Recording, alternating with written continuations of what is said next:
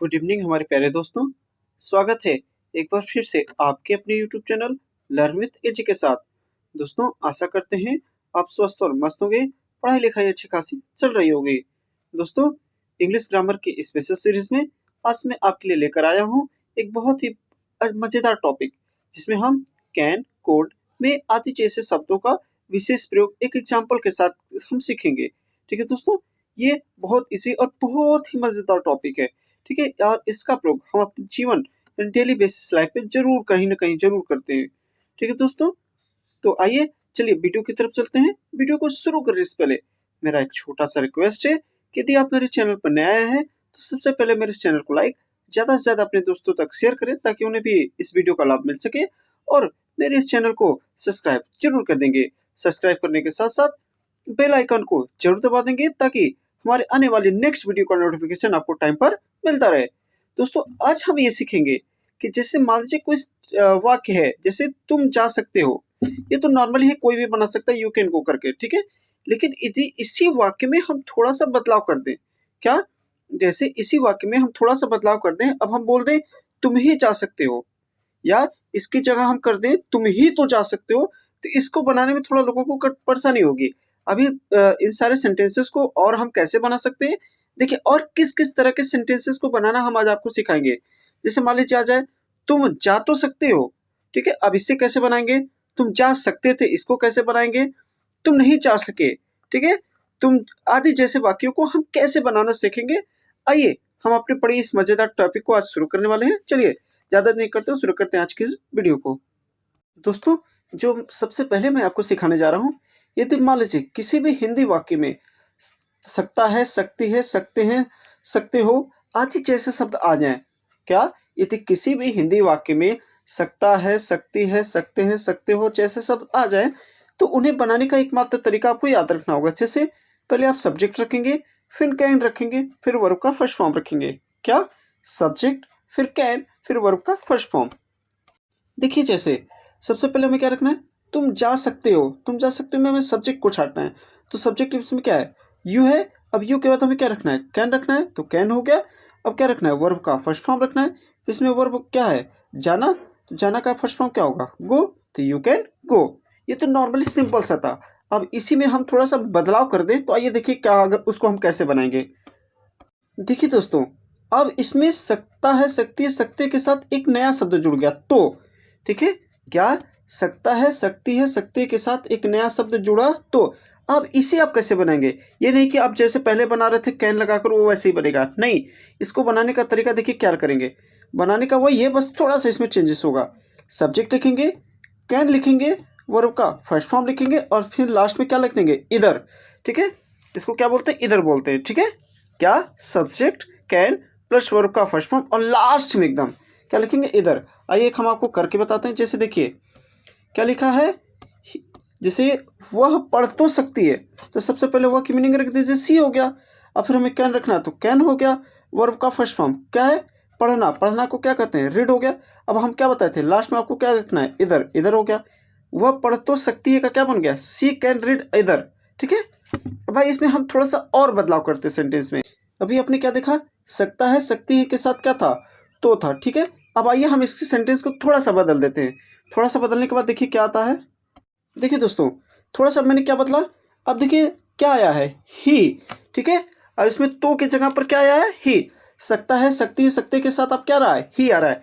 जब ही आ जाए ना दोस्तों, क्या यदि सकता है, सकती है, सकतों के साथ ही आ जाए, तो आपको बस एक फार्मूला याद रखना है, क्या, it's only you can, it's only who can. क्या रखना है, it's only who can, it's only who can, इतना याद रखना है। और लास्ट में वर्ब का फर्स्ट फॉर्म रखेंगे।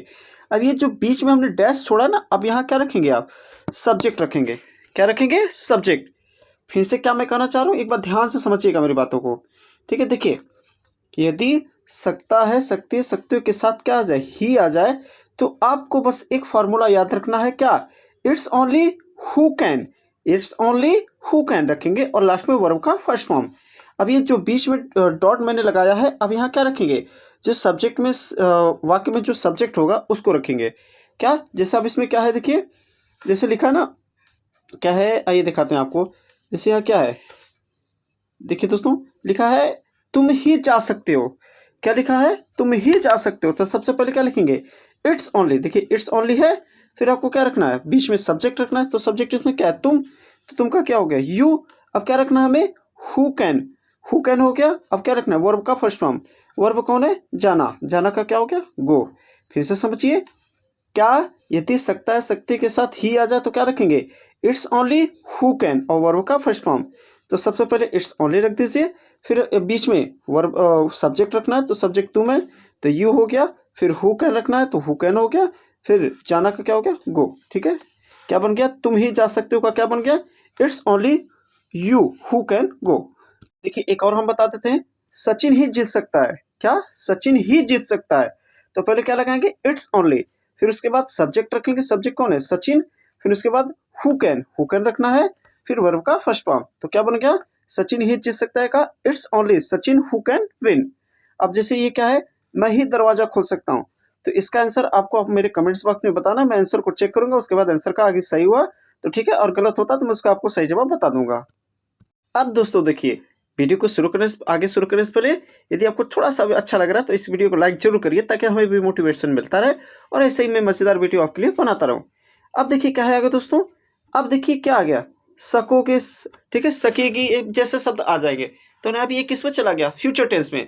तो जब ये क्या, अगर ये फ्यूचर टेंस में चला जाता है तो क्या हम कैन को फ्यूचर में ले जा सकते हैं क्या? आइए देखिए, हम इन बातों को इन सवालों के जवाब को खोजते हैं।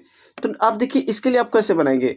तो पहले सब्जेक्ट को रखेंगे। यदि सका सके सके अगर फ्यूचर में चला जाता है तो इसको आप कैसे बनाएंगे? सब्जेक्ट रखेंगे, फिर माइट का प्रयोग करेंगे, वर्ब का फर्स्ट फॉर्म लगाएंगे।